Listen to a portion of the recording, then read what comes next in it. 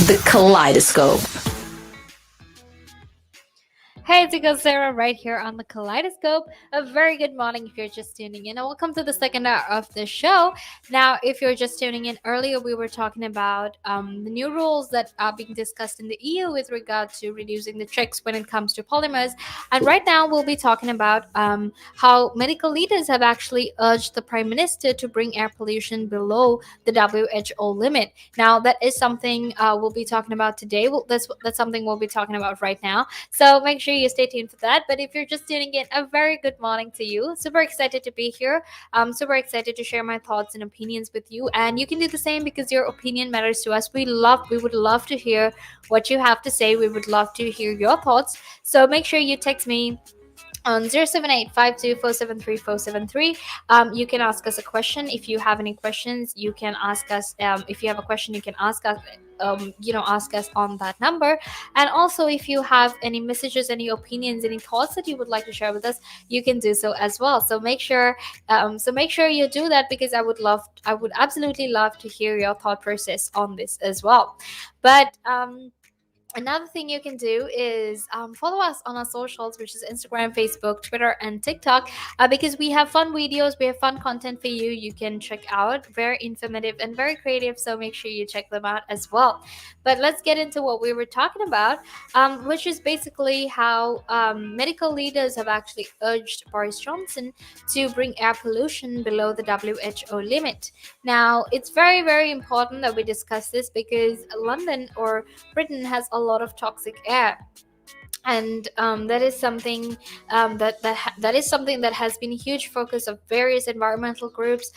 It's something that has been a huge focus of the UN and the EU as well. We've constantly been told multiple times to reduce our air pollution, to reduce the toxic air that is currently within London, and also to make sure that people are protected. And also, we saw the impacts of air pollution, because of quite because of something quite sad that happened all the way back in 2013, which I will get into in a bit as well. But also, obviously, we also saw during the pandemic how much the air cleared out in UK. So it's very, very important that we discuss air pollution. We discuss how we can, or rather, the steps that the government are taking, what steps that they need to take to make sure that pollution isn't bad, and to make sure that they can maintain these limits way below what is currently happening right now. So, like I said earlier, air pollution in the United Kingdom is very high, and it is also very, very toxic. And according to a Court of Justice of the EU, the UK has actually systematically and persistently broken legal limits on toxic air pollution for a decade. So this has been happening for a decade. This has been happening for so long, but still, even though this has been happening for so long, even though it has had so many detrimental effects, even though so many people have gotten affected by it, and so many people have actually had to sacrifice their health, their lives for this, because of how toxic it is. We're still struggling with trying to reduce air pollution, and that shouldn't even be a question right now, because people are dying, because the situation right now is really bad. So that means immediate action needs to be taken when it comes to air pollution, and we need to immediately make sure that everyone is safe, and we're concerned about everyone's health as well. So it's mostly levels of nitrogen dioxide that is polluting the environment, and these are mostly from diesel vehicles that remain illegally high in 75% of urban areas. Okay, so there are diesel vehicles in 75% of urban areas, and it's these diesel vehicles that actually contribute to toxic air because of their emission of nitrogen dioxide. So, the Court of Justice with regard to the EU, or of the EU, actually also said that the UK had failed to tackle the problem in the shortest possible time, and that is why people are experiencing these things. That is why people are experiencing the effects of these things, and according to statistics and according to research as well, dirty air actually causes 40,000 early deaths every year in the United Kingdom. And scientists think that the pollution is likely to that air pollution is likely to be one of the likely to be damaging every organ in our bodies. So obviously, when there's so many chemicals out there in the air we breathe, and air is something essential, like I said earlier. um, you need air to breathe. You need oxygen to survive. And because it is something that's very essential for our survival, when there are so many different toxic gases, toxic chemicals in the air we're breathing, in the air children breathe, obviously it's going to affect all these organs in our body. And that is what is happening all around London as well. A lot of these chemicals that are actually being released because of all the pollution that has been happening, or because of all the vehicles that actually emit these poisonous gases, there has been a lot of pollution, and that is why it is having severe health impacts right now. So dirty air causes 40,000 deaths in UK every year, and this happens annually, right? So you can imagine if we actually took some steps, if we actually reduced the amount of toxic air that is contributed, or the amount of poisonous gases that actually end up in air, we could actually reduce this number of deaths, because it's alarming. And if anything, that just goes to show that we really need to take certain steps. We need to take immediate action to actually, you know, make this situation better, right? So obviously, another thing that we also need to talk about are the deaths that happen, obviously, because of the toxic air within the United Kingdom. Now, a landmark coroner's report in December 2020 actually found that illegal levels of air pollution was what contributed to the death of 9-year-old Ella Deborah. Now, if you are not too sure about that story, if you're not quite sure about it, well, Ella Deborah was actually this 9-year-old girl who died all the way back in 2013 because of a severe asthma attack, which was actually exacerbated because of the toxic pollution and the toxic air levels that were there within the country. So we know it's affecting people. We know how bad the situation is, and people are dying. And that is not, and it just shocks me how we still don't really, it's still not a priority. People have to urge our leaders. We have to, even sometimes, even when it comes to friends, that we tend to do a lot of things that are harmful to the environment. And sometimes it's not just the gases that are released from our vehicles. It's also certain things like, sometimes we tend to burn things, and when we burn, obviously there is a lot of smoke, there is a lot of fume, there is a lot of other poisonous substances that are added to the environment.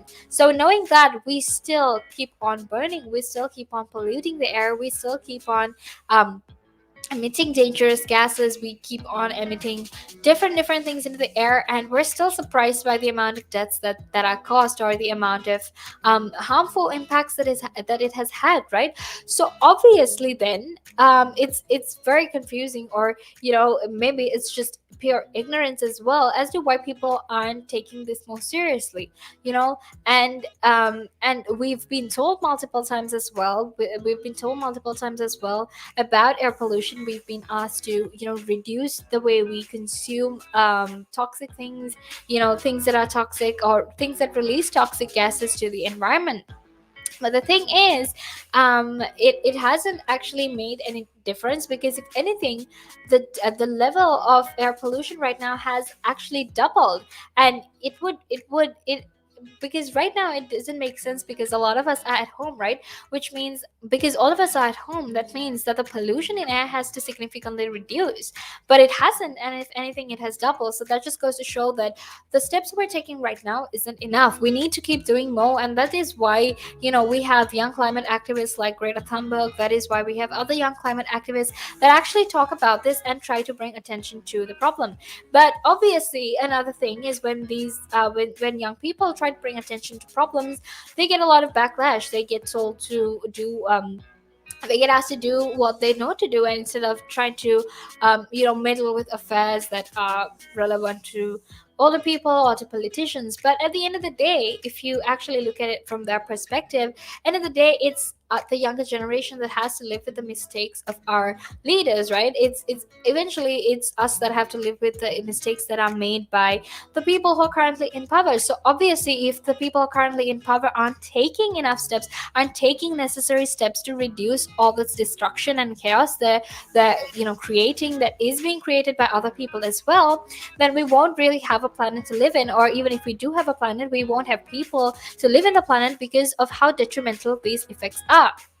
So obviously that is something that we really need to focus on. And like I said, the government has actually been dragging its feet for way too long on air pollution, or on the crisis of air pollution, and downplaying the problem, and passing the whole blame to the local authorities.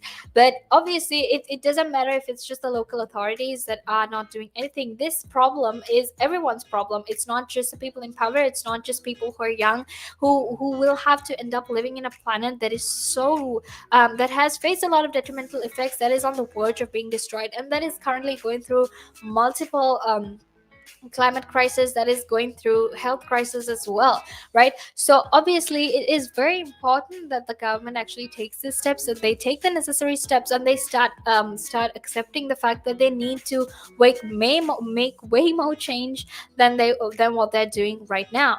Because like I said earlier, if they don't make that change, there won't be a planet to live on, or there won't be people to survive on this planet. And because we've seen people dying, we've seen how hazardous this is. So if that's the case, then why isn't the government really doing anything about it? Why are we still why are we still stuck in this why are we still stuck in this place where we're currently trying to break away from this sort of pollution and trying to make things better, right? And you need to understand that sometimes it's not just government themselves, because sometimes it doesn't matter if the government takes all these steps. It doesn't matter if the government is trying their level best to make things better, if we ourselves don't really stop the amount of unnecessary, unhealthy, toxic consumption that we have when it comes to things like air pollution, when it comes to the type of vehicles we use, and when it comes to the way we dispose of things. Like for example, a lot of people tend to burn garbage, and that is actually very detrimental. And let's also talk about factories. Let's talk about industries that have mass production, where these machines are constantly working, and this means that these machines are constantly emitting gas, right? And something else we need to talk about is how there also isn't a proper filtration process when it comes to how these toxic gases when it comes to the release of toxic gases from factories and different places that produce things that are very essential for everyone. Okay, so stay tuned, because we'll be back to talk about all of it. We'll be talking about what these medical leaders have said, why we should take these changes, and what exactly needs to be done. So make sure you stay tuned. But right now, let's head into a small break.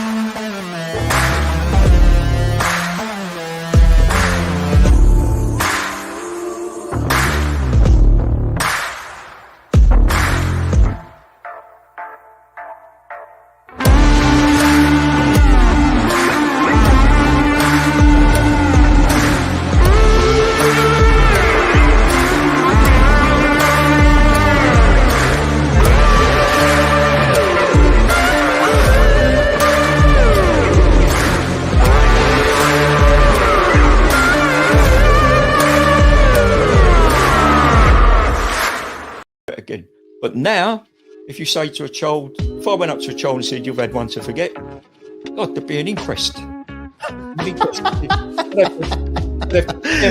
I mean, why did you reject my son? Oh, I haven't rejected your son. I want to talk about, how the generation gap, has how much it's changed, especially when you check the youth nowadays in comparison, to people back in the day.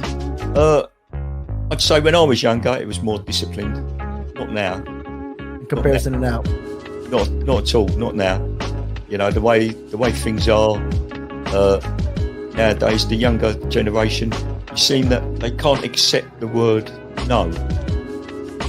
If that makes sense. They can't accept rejection, essentially, is all you're trying to say. Yeah, they can't accept the word no. So if you, how did I do? Or you didn't do very well, and they get upset, And when I was a youngster, my father used to say to me, because I used to be sport mad when I was very young. Well, still am sport mad, but like participating in different sports. And if I had a bad game, for example, he'd say to me, "You had one to forget." That's it. Yeah, that sounds like a smart guy. I mean, yeah, that's the real fact of the matter. Yeah. He'd say to me, "You had one to forget. Get over it," and that was it. So I dust myself down and do it again. But now, if you say to a child, if I went up to a child and said, "You've had one to forget," God, there'd be an inquest. An inquest. I mean, why did you reject my son? Oh, I haven't rejected your son. Or daughter. I've just told them that they need to buck their ideas up. That's the truth right there. I mean, if you think about it, if you check the generations, like right now in the US as well, I've seen a lot of these things as well. In the UK, you get medals for participation. But what's the point? What are you trying to? Yeah, what's the point? Either you win or you lose. People are so afraid to put that whole notion of losing. When it comes to right now, the generation gap is just crazy. How much a lot has changed. Social media has taken control of our lives, and we don't even realize it anymore. We're crippled because of it. That's absolutely right, Nick. Because, as you said, nowadays it seems that you get rewarded for failure. For the life of me, Nick, I can't get my head around that. Perhaps I'm just getting old and morbid. I don't know. I just can't get my head around how you could be rewarded for failure.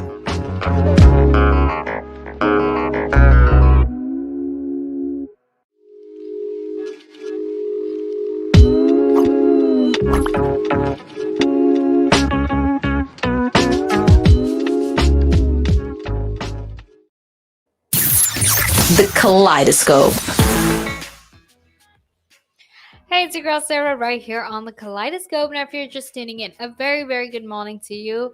I'm Sarah, and I'm talking to you about the toxic air levels in the UK and how it's affecting a lot of people, and why we really need to take we need to take immediate action to actually solve the whole problem of environmental, or rather, the whole problem of air pollution, right? So earlier I was saying how our government hasn't actually been prioritizing air pollution, how our government hasn't necessarily taken any effective steps to actually make sure that the toxic air levels have been reduced, and that's what I'll be talking about now as well. So if you're just tuning in, I'm super excited to be here. That's what we're talking about. And if you have any questions, if you have any thoughts that you would like to share with us, you can do so. You can just text me on 07852 473 473. You can share your thoughts, you can share your opinions with me, and you can share your thoughts and opinions with me, and obviously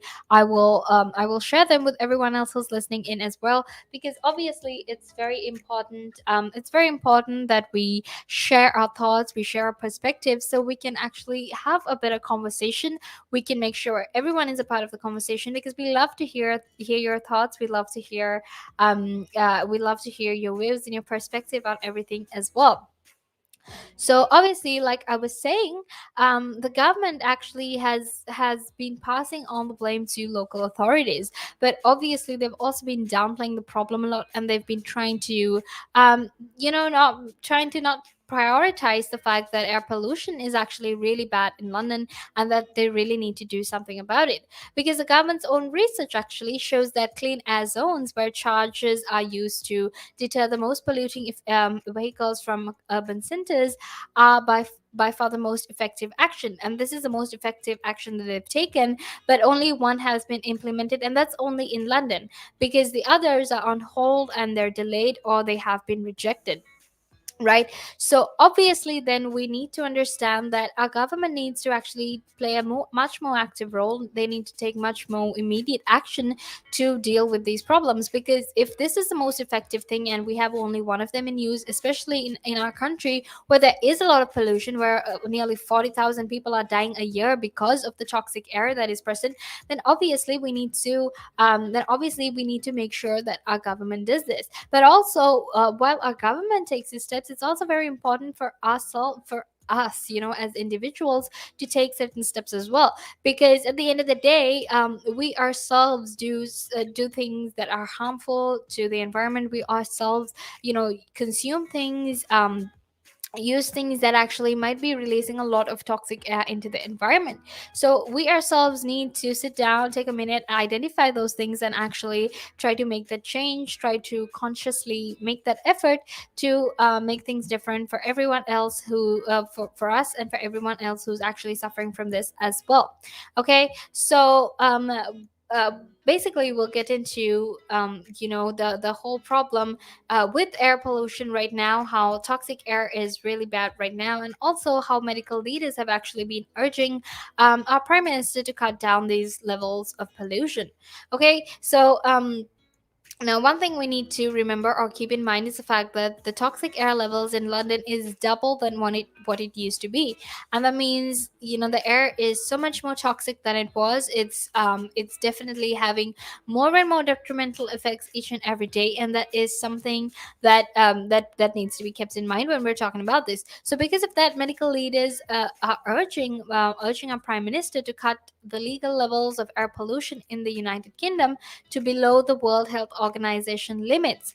Okay, and obviously they're saying it doesn't matter if the World Health Organization has given you a limit, you need to reduce it as much as you can. You need to go way below that limit, because the air around us is actually affecting a lot of the people that live in UK. So this was also said because, or rather in response to the death of the schoolgirl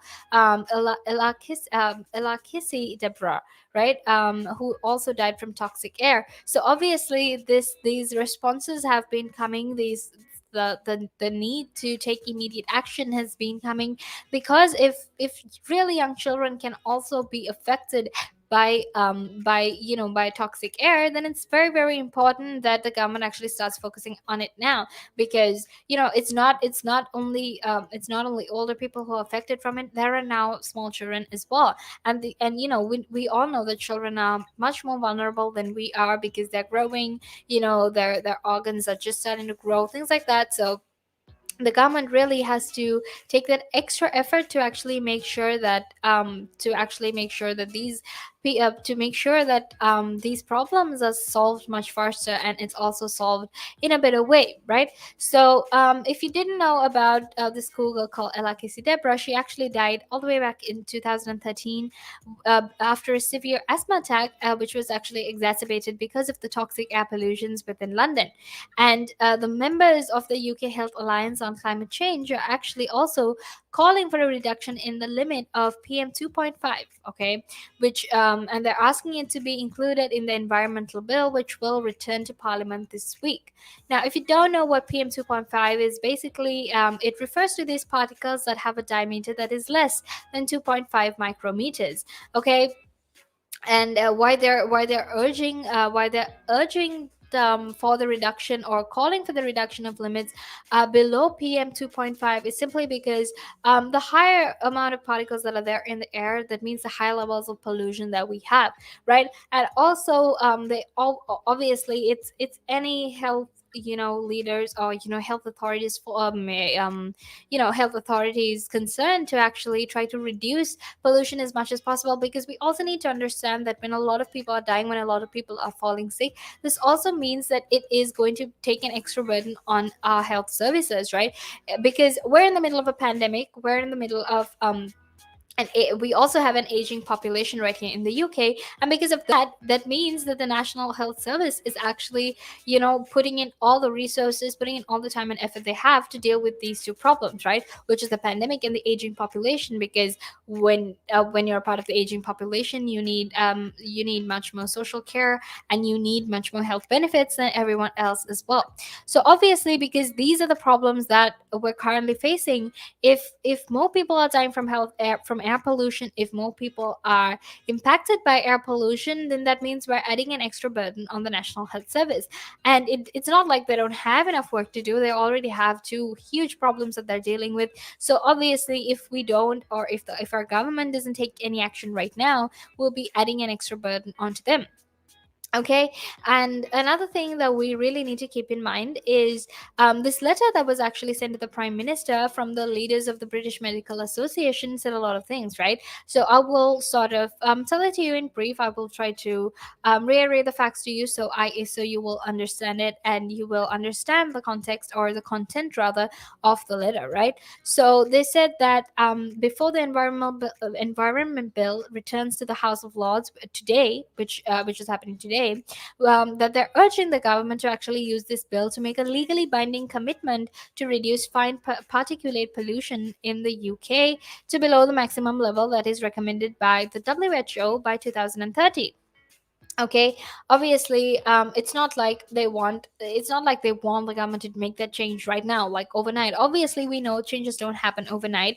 There's a lot of planning, there's a lot of process, there is a lot of change in thought that needs to go into these decisions that we're taking, right? So obviously, they're asking the government to reduce the level of toxic air by 2030, to take more immediate action to actually solve these problems, right? And obviously, I don't need to tell you that air pollution is actually one of the greatest environmental determinants of health, and it also contributes to many serious and chronic health conditions affecting every organ in the body. And despite this, the UK's legal limits for PM2.5 pollution, and it also has some of the most damaging pollutants. And despite all of this, the level of pollution that is currently happening in the UK is actually double the amount that is recommended by the World Health Organization. Okay, so obviously we see that there is a lot of change that needs to be happening, because if the air pollution in UK is double the amount that it should be, then we need to understand that we aren't taking enough action, we aren't taking enough steps, and we aren't prioritizing this enough to actually cause the change that the World Health Organization expects from us, right? And like I said, air pollution is actually one of the greatest environmental determinants of health, right? So obviously, like I said, we don't want to burden the National Health Service with an additional, crisis, which is dealing with people who are suffering because of the effects of environmental, or rather air pollution, right? And like I said, it contributes to a lot of serious and chronic health conditions that affect each and every organ in the body. So it's very important that we try to address this as soon as we can, because if it's affecting all the organs in our body, if we're constantly, and the thing is, we're constantly being exposed to this air as well, right? Like I said, we're constantly breathing, so we're constantly being exposed. It's not like you can survive without oxygen, it's not like you can survive without breathing. So while our lungs, do the whole filtration process, while they clean out this air for us, it's also important for us to breathe cleaner air. And that's why, and that's why people out here, or people in general, are trying to get leaders all around the world, and not just here in the UK, to focus on climate, to focus on green environments, to focus on cleaner environments, actually, to make sure that these health impacts can be solved, that we don't give an additional crisis to our health services, and that it is something that we can actually solve. Because like I said earlier, you can't if you don't solve the problem the moment it happens, And if we wait a longer time to actually solve this problem, it means that things are definitely going to get so much more harder for us, right? And we've already seen how much of chaos it's creating, like right here in London. We've seen how much of detrimental effects it has had on people and even children, right? And if we don't address these things right now, if we don't address the problem right now, then chances are it's not really going to help any of us, right? And like I said, the longer we wait to address this issue, the worse these effects are going to get. And at that point, it might even be too late to actually do something about it, because we've let the situation get out of hand. It has exacerbated so much that we can't really deal with it because of how bad the problem is and how worse it has gotten, much more than when it first started. Okay, and I'll be talking about other things as well. So make sure you stay tuned. But it's time for me to head into a small break. But stay tuned, because I'll be back to talk about pollution. I'll be back to talk about everything related to toxic air in London. But after this small break. And it gives them something to look at, and it makes them laugh. It makes them laugh. So that's why I do it. Oh, and it could be a really good pickup line as well. Ladies who ask, "Hey, excuse me, so why are you wearing something so colorful?" I mean, hey, you can always have something up on your sleeve. I mean, got me thinking. You want to stand out. Why do you want to stand out though so much, especially with these kind of shirts when you're riding? There must be a purpose behind it, right?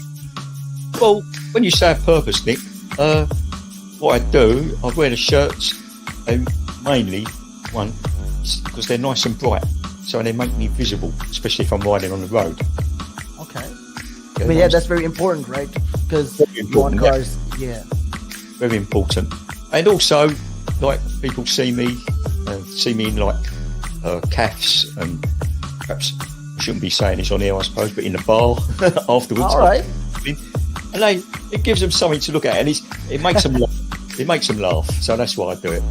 Oh, and it could be a really good pickup line as well. Ladies who ask, "Hey, excuse me, so why are you wearing something so colorful?" I mean, hey, you can always have something up on your sleeve. I mean, you look like a guy who would do. You know me too well. You know me too well, Nick.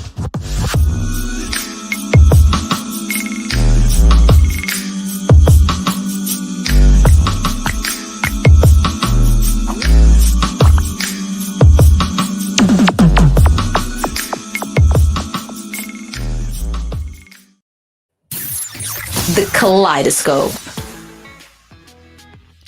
Hey, it's your girl Sarah right here on the Kaleidoscope. If you're just tuning in, a very good morning to you. We're talking about the toxic air levels in London, and we're talking about the actions, or the steps that need to be taken by the government to actually combat this problem, because it is a very serious problem, and it has already caused a lot of detrimental effects. So that is something that we're talking about today. If you're just tuning in, a very, very good morning to you. I'm Sarah right here on the Kaleidoscope, and that's what we were talking about. Now, if you have any questions, if you have any thoughts, any opinions, any messages that you want that you want to share with us, that you want to tell us, well, make sure you text me on 07852473473, because I would love to hear it, because that means that I can also consider these things you're saying. I can also include them in my opinions, and I can also tell everyone your opinion as well, and that way we can have a much better conversation, because we can always make sure that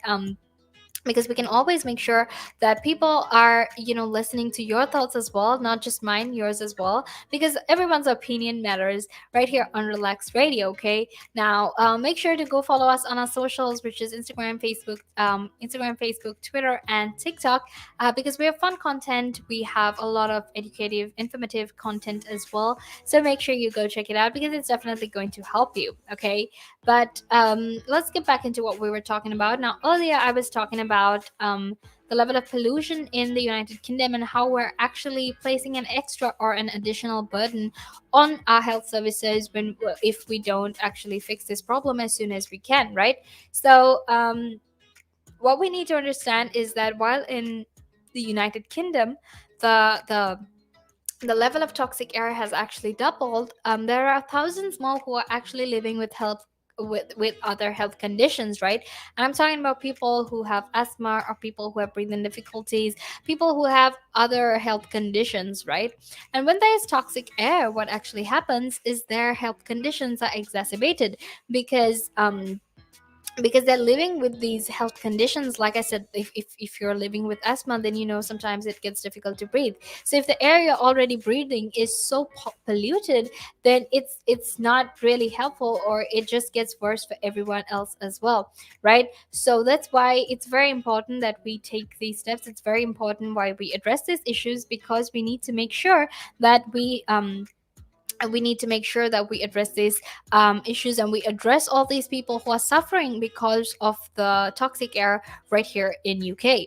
So one thing that also needs to be kept in mind is we're currently going through a pandemic, right? That means, and we know that the effects of coronavirus, or we know that the COVID-19 virus actually directly affects your lungs and your ability to breathe. Okay, and if you already have toxic air here in London, which is something we already have, then obviously the situation is going to get so much worse, because if you live in London where there's a lot of toxic air, and you also got COVID-19, then your lung conditions will actually leave all these people much more vulnerable to viruses, and not just COVID-19 but other viruses as well.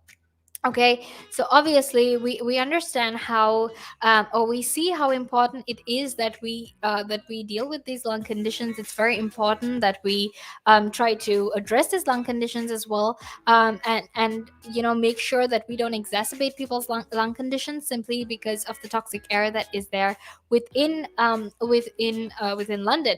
And also when it comes to the pandemic, when it comes to even other normal health concerns, it's very important that we protect the lung health of the public, because it is a key element in the fight against any virus. And I'm not just talking about COVID-19. If it's regardless of whatever virus it is, it's very important that we actually protect people's lung health. And now the sources of all these particulate pollution, or the sources of fine particulate pollution, are actually a multitude of things, but I'll get into a few of them, and I'll tell you about it. So obviously things like road transport, domestic and industrial burning are also sources of a significant proportion of the UK's greenhouse gas emission. Okay, and why greenhouse gas emissions are important is because it affects the air quality as well. Because in greenhouse gas emissions, obviously one thing that happens is there is a lot of toxic or poisonous gases that are being released to the environment as well. Okay, and that's things like nitrogen dioxide or even carbon dioxide, which aren't really healthy for people to be consuming in huge amounts. So it's very, very important that you take that into account and consider those things as well.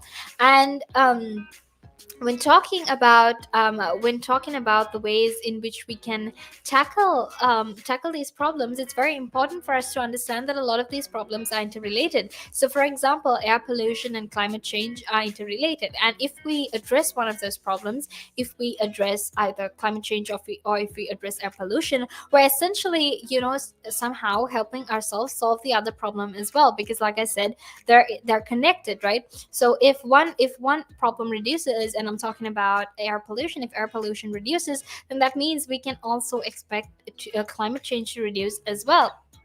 Okay, because we can actually tackle these problems simultaneously. So and the thing is, we actually need to do that, because if we are to meet our government's commitment to reaching net zero carbon emissions by 2050 or 2050, if we actually want to achieve that goal, then it's very important that we try to tackle these problems simultaneously, and also try to make sure that our environment is much more healthier for us to live in.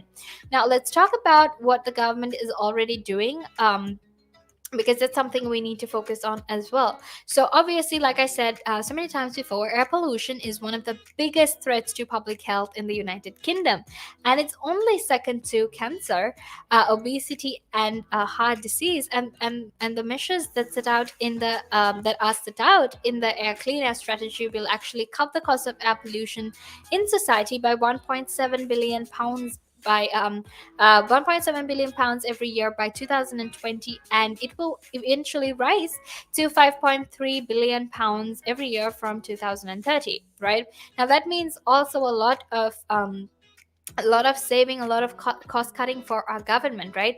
And it just goes to show that, we can actually solve a lot of the problems that we're having, in terms of pollution, in terms of all the costs, and the costs that we have um, to actually deal with this crisis, the costs, or the amount of money that we need to spend to make things better, to fix things, can actually be solved if we just solved one of these problems. So that just goes to show that it's very important that we try to address and tackle this problem right now, because if we manage to do that, we can actually definitely make sure that we can actually definitely make sure that we can reduce some of the pollution, reduce some of the climate change effects that we're currently facing as well. Now, there's also a commitment by our government to actually end the sale of conventional new diesel and petrol cars and vans from 2040, and the UK is actually going further than almost every other European nation in tackling emission from cars. So, but even though we're taking all the steps, even though we're going the extra mile, it doesn't really change anything, given the fact that emissions isn't the only way to reduce pollution in the air, because emissions isn't the only way air is polluted. There are different other sources in which, or different other ways in which the air is polluted, and that is why it's super important for us to actually make sure that we try to address these problems as well. And another thing that needs to be kept in mind is obviously that there was recently an increase in the popularity of domestic burning on stoves and even open fires, because it is now, and also it is now the single biggest source of particulate matter emissions. Okay, and because it is because it is the biggest source of particulate emissions, right now, it's very important that we now take steps when it comes to the regulation of clean stoves as well. Okay, because that is something that needs to be kept in mind. That is something we need to talk about, and that is something that we ourselves can change, right? Something like the stove you cook on, or even the fires that you light, that is something you yourself can control, right? If you consciously make an effort to buy a stove that is cleaner, or to buy a stove that has less emissions, that has less damage to the air out us, then or the air around us, then you yourself is also actively involved in that effort. You're actively involved in that part and community that is trying to change the environment, that is trying to make everything better, and that is also trying to make a greener, cleaner future for everyone who's living in the United Kingdom. And now that there are different strategies that the government wants to take, but obviously before we get into these strategies, we need to actually talk about other things as well, right? Now that's why earlier I was talking about how we've taken these steps, we've taken certain steps, we've set out certain laws, but the thing is, if we're not really adhering to these laws, if we're not practicing these laws, if we're not making the necessary changes that are required from us, then it's not really helpful, it's not really going to change the situation, or it's not really going to make anything better as well. So obviously, because of that, we need to make sure that we take these changes, we consciously make them as well. And also I spoke about how if we actually keep going with the targets that we can achieve, if we actually make the effort to achieve those targets, we can actually cut down on costs as well. Because I said we can actually save 1.7 billion pounds every year by 2020, and obviously throughout the years it will rise. And by the end of 2030 rather, you can actually save 5.3 billion pounds every year. And that is something that we definitely need to invest in. So make sure you stay tuned, because I'll be back in a few more minutes to actually talk to you about what else the government should be doing. But until then, stay tuned.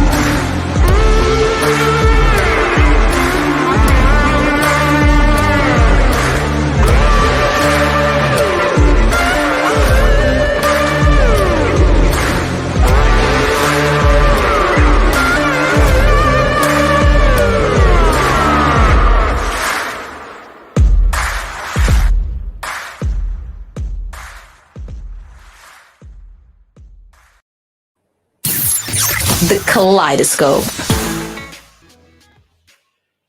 Hey, it's your girl Sarah right here on the Kaleidoscope. A very good morning if you're just tuning in. We were just talking about the toxic levels of air pollution in the UK and how it's affecting a lot of the people and why people or rather why our government and we ourselves need to take necessary or rather huge steps to actually make sure ourselves and our families and even the people we care and love about are protected. Right? That's what we were talking about. So welcome if you're just tuning in. I hope you're having a great day. This is the best place to tune into if you want to know the latest on news, if you want to know the latest about what's happening around the world. This is where you can keep yourself informed. So if you love some of the work we do, make sure you go follow us on our socials. Make sure you subscribe to our channels as well on YouTube and keep yourself updated on this. So if you want to share any thoughts, any questions, any opinions that with us, you can text us on 07852473473, and I would love to hear your opinion so I can tell everyone and I can tell you my opinion as well. I would love to do that, so make sure you do that. But earlier we were talking about how the government can actually save a lot of money. They can actually save a lot of money. They can actually create a lot of change simply if they simply just made took the necessary steps as soon as possible to actually cut down emissions, to go greener, to go cleaner, and how that would help not just the government but also everyone else, because it's a win-win situation. If you ask me, the government can save a lot more money and people can actually have a healthier environment to actually live in. So that is what we were talking about. Now earlier I was also saying that one of the biggest contributors to fine particulate pollution was actually or rather particulate emissions was actually these open fires and domestic burning on stoves that were happening, which has recently increased in popularity, right? And we're now going to be talking about the different strategies that the government will actually take that the government will actually take to make sure they can actually tackle this problem of all these stoves that are being used whose energy isn't clean and who is actually contributing a lot to all of the toxic pollution levels, especially in London. Okay, so one thing that the government can do or wants to do rather is to introduce new legislation to actually prohibit the sale of most polluting fuels. Now what that means is a lot of these polluting fuels, a lot of the fuels that have a lot of toxic effects on air will actually be prohibited. They will be banned and they will not be able to be sold. Now that's very good given the fact that a lot of these polluting fuels actually contribute to the toxicity that is there within air. So if you actually prohibit them, if you ban them, then that means that we can actually move forward, because there will be less pollution. There will be it's a very direct it's a very direct, quite obvious step that we can all take, right? Because obviously these fuels will actually stop the level of pollution, or they will reduce the level of pollution that is currently happening. And another thing that the government wants to do is actually to ensure that only the cleaner stoves are being used or are available by 2020 for sale, right? So by the end of 2020 or 2022, the only stoves that will be available for purchase, that will be available for use, is actually stoves that have cleaner, greener energy, and stoves that don't pollute as much as it is currently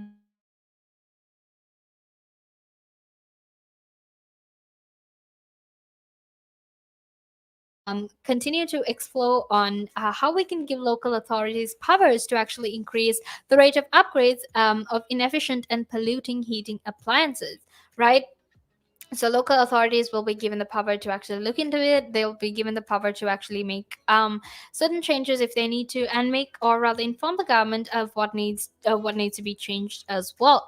So they also plan to bring existing smoke control legislation up to date to make it easier to enforce, and to also make sure it's updated, so we know the steps that we need to take. We know what they know the current steps that they need to take, and what exactly is wrong and what needs to be fixed as well. So another thing they're also planning to do is planning to do to reduce air pollution is actually with regard to the agricultural sector, which is responsible for 88% of of ammonia emissions. And what they're planning to do is actually they're planning to support farmers by investing in infrastructure and equipment to reduce these emissions, which is actually a very it's actually a very developmental way to go, because when you invest in new infrastructure and new equipment that will reduce these emissions, it will also, while making it effective, it will also be more cleaner and more greener, right? And something else they're also doing is they're introducing regulations to require farmers to use low emission farming techniques, right? And how that's going to help is when you're using farming techniques that have much less emissions, that are less pollutive than they has less effects of pollution than the ones they're using right now, means that in terms of all industries, we will actually be able to take certain steps. We will actually be able to make certain changes to actually make sure we reduce the toxicity in air as well.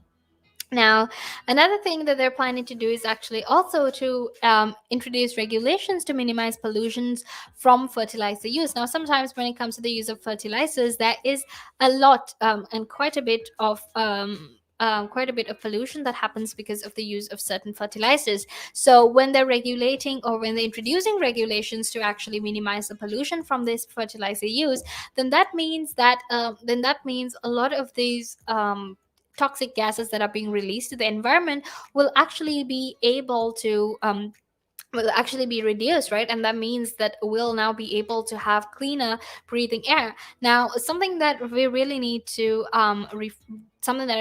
reiterate, or something that I really need to tell you again, is the fact that toxicity in the air levels in London is really bad. Now, like I said before, it's doubled the amount that is set by the WHO, the World Health Organization. And it's very important that we take these changes, that we take or that we take these steps and we make these changes to actually change the toxicity in the levels of air.